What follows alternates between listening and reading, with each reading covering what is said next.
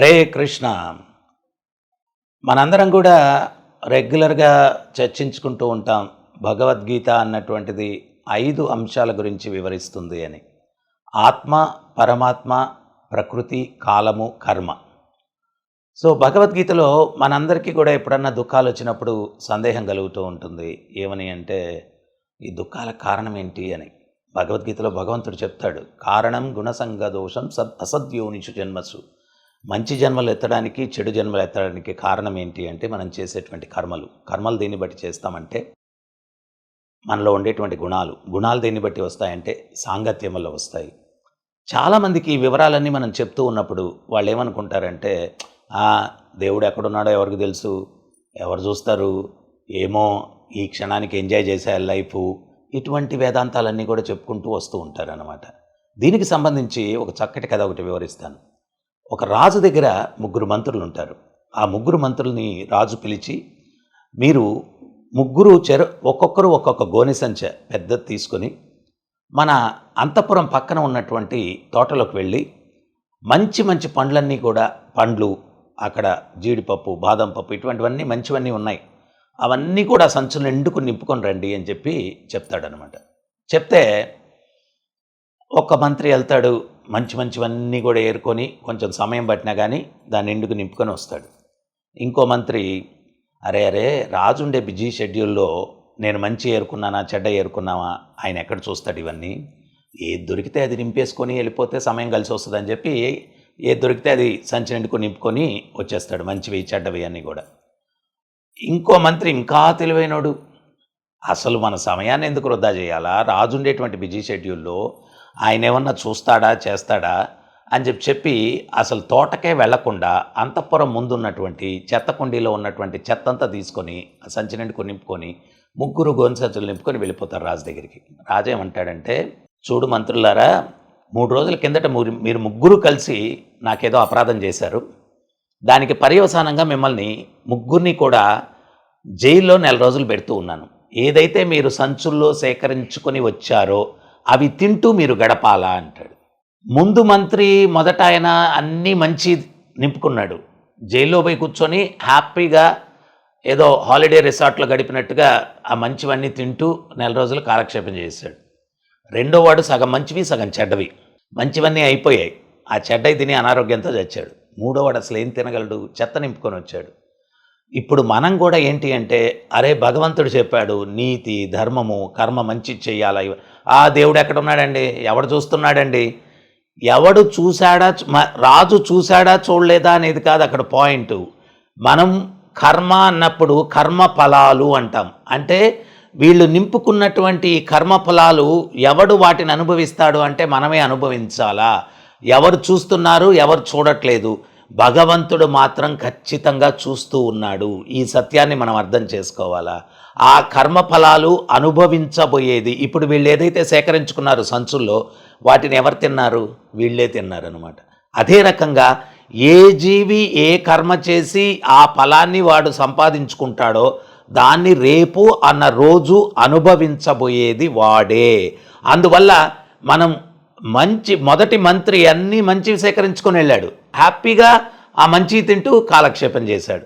ప్రతి ఒక్క వ్యక్తి కూడా ఆ మొదటి మంత్రిలాగా రాజు మాటలకు ఆయన విలువిచ్చి, భగవంతుడి మాటలకు మనం విలువిచ్చి మంచి జీవితంలో మంచి పనులు చేస్తూ జీవితాన్ని గడిపితే, ఏ రకంగా మొదట మంత్రి ఆ మంచి ఫలాలన్నీ ఆనందంగా తింటూ 4 రోజులు గడిపేశాడో, ఈ యొక్క భౌతిక జగత్తులో మంచి కర్మలే చేసిన వ్యక్తి ఆ మంచి ఫలితాలను పొందుతూ ఆనందంగా జీవితాన్ని గడిపేసేదానికి అవకాశం ఉంటుంది. సో రాజు ఏం చూస్తాడులే అనుకొని సగం మంచివి సగం మంచి, కొంతమంది ఉంటారు కొన్ని మంచి పనులు చేస్తుంటారు, కొన్ని చెడ్డ పనులు చేస్తుంటారు.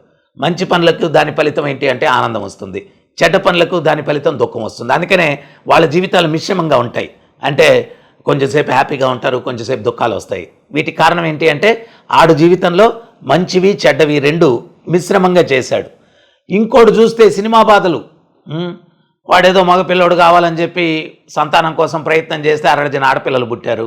వాళ్ళని పెంచలేక, వాళ్ళకి పెళ్ళిళ్ళు చేయలేక, ఏదో కష్టపడి పెద్దమ్మాయికి పెళ్లి సంబంధం కుదిరింది, కట్నం ఇంత అడిగారు, ఆ కట్నం కూడా వీడి దగ్గర లేదు, ఏదో అప్పు తీసుకొని వస్తూ ఉంటే దొంగోడికి ఇంకెవరో దొరకనట్టుగా వీడు అప్పు తెచ్చే డబ్బునే కొట్టేయడము, పెళ్ళి ఆగిపోవడము, ఆ పెళ్ళి ఆగిపోయిందని చెప్పి ఆ అమ్మాయి ఆత్మహత్య చేసుకోవడము, ఇవన్నీ ఎందువల్లంటే వాడు ముందు జన్మలో ఈ రాజు చెప్పాడు కదా, మంచి మంచివన్నీ సేకరించుకొని రండిరా అని చెప్పి అంటే, రాజేం చూస్తాడులే, దేవుడేం చూస్తున్నాడా, మనం ఇష్టం వచ్చినట్టు మన ఆనందం కోసం బతకాలా, ఇటువంటి పిచ్చి పిచ్చి వేదాంతాలకు పోయి పిచ్చి పిచ్చి పనులన్నీ చేసిన దానివల్ల వాడికి అనుభవించడానికి ఏముంది, చెత్త నింపుకొని వెళ్ళాడు ఆ సంచి నిండుకు, ఏం తింటాడు చెప్పండి. సో అందువల్ల ఎవడైతే భగవంతుడి మీద విశ్వాసం పెట్టి భగవంతుడు చూపించినటువంటి ధర్మ మార్గంలో ఎవడైతే నడుస్తాడో వాడు జీవితంలో హ్యాపీగా ఉండేదానికి అవకాశం ఉంది. స్వామి ప్రభుపాదుల వారు ఇస్కాన్ సంస్థాపకాచార్యులు చాలా చాలా సరళంగా అర్థమయ్యేటట్టు చెప్పారు. ఆయన ప్రభుత్వ చట్టాలు ఉల్లంఘిస్తే ప్రభుత్వం శిక్షిస్తుంది, ప్రకృతి చట్టాలు ఉల్లంఘిస్తే ప్రకృతి శిక్షిస్తుంది. Ignorant of law is no excuse. నాకు చట్టం తెలియదండి అందువల్ల హత్య చేశాను అంటే తప్పించుకోలేము. సామాన్య సమాజంలో చట్టం తెలుసుకొని జీవనాన్ని గడపాలా, ప్రకృతిలో జీవించేటప్పుడు ప్రకృతి చట్టాలను తెలుసుకొని జీవనాన్ని గడపాలా. ఆ ప్రకృతి చట్టాలను తెలియపరిచేటువంటిదే భగవద్గీత. భగవద్గీత భగవంతుడు చెప్పినటువంటి వాక్యం, అది స్వయంగా భగవంతుడు చెప్పాడు. మానవాళి సుఖశాంతులతో ఉండడం కోసం అందరూ సర్వేజనా సుఖినో భవంతు, ఏ యొక్క ధర్మాన్ని పాటిస్తే అందరూ సుఖంగా ఉంటారో ఆ ధర్మాన్ని తెలియపరిచేటువంటిదే భగవద్గీత. దాంట్లో చెప్పాను, నువ్వు భగవంతుడు చూస్తున్నాడా చూడట్లేదా, ఆయన్ని నువ్వు చూడగలిగితే చాలా గొప్పోడివి. ఆయన్ని నువ్వు ఇప్పుడు పోలీస్ వాళ్ళు ఏంటి అంటే దొంగని పట్టుకునేదానికి మఫ్టీలో వస్తారనమాట, యూనిఫామ్లో వస్తే దొంగ దొరకడని చెప్పి. సో మనం ఏంటి అంటే నీ ప్రమేయం ఉండకూడదు అని చెప్పి భగవంతుడితో చెప్పాం. ఆ అగ్రిమెంట్తో ఆధ్యాత్మిక జగత్తు నుంచి భౌతిక జగత్తులోకి వచ్చాం. ఆయనకి తటస్థంగా ఉంటాడు, కనపడ్డు. కానీ మనం చేసే ప్రతిదీ కూడా బాహ్యంలో లేడు, అంతర్గతంగా మన హృదయంలోనే ఉన్నాడు భగవంతుడు. ఆయన స్వయంగా చెప్తున్నాడు, సర్వస్య చాహం హృది సన్నివిష్టు, నేను హృదయంలో తిష్టవేసి ఉన్నాను. ఆయన హృదయంలో తిష్టవేసి మనం చేసే కార్యకలాపాలన్నింటినీ కూడా లెక్క రాసుకుంటున్నాడు. దాన్ని బట్టి మనకు మంచి చెడు ఫలితాలను ఆయన ఇస్తూ ఉంటాడు. అందువల్ల దీన్ని మనం అర్థం చేసుకొని రాజు చూస్తున్నాడా, ఆయనుండే బిజీ షెడ్యూల్లో చూడ కదా అని చెప్పి వీడు ఆ చెత్త చెదారం అంతా సేకరించుకొని వచ్చాడు. కానీ దాన్ని అనుభవించాల్సిందే వాడే అనుభవించాల్సి వచ్చింది. అందువల్ల భగవంతుడు చూస్తున్నాడా లేదా అనేది నీకు అనవసరం. నువ్వు ధర్మంగా నడుచుకున్నప్పుడే నీకు మంచి ఫలితం వచ్చి ఆనందంగా జీవించేదానికి అవకాశం ఉంటుంది.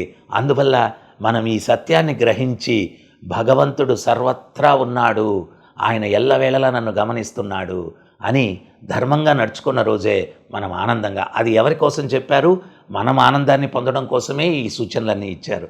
ఎవడైనా నేను జీవితంలో ఆనందంగా జీవించాలా అంటే ఖచ్చితంగా మంచి కర్మఫలాలను సేకరించడానికి ప్రయత్నించాలా, అప్పుడే వాడు హ్యాపీగా ఉండేదానికి అవకాశం ఉంది. హరే కృష్ణ కృష్ణ కృష్ణ హరే హరే, హరే రామ రామ రామ హరే హరే.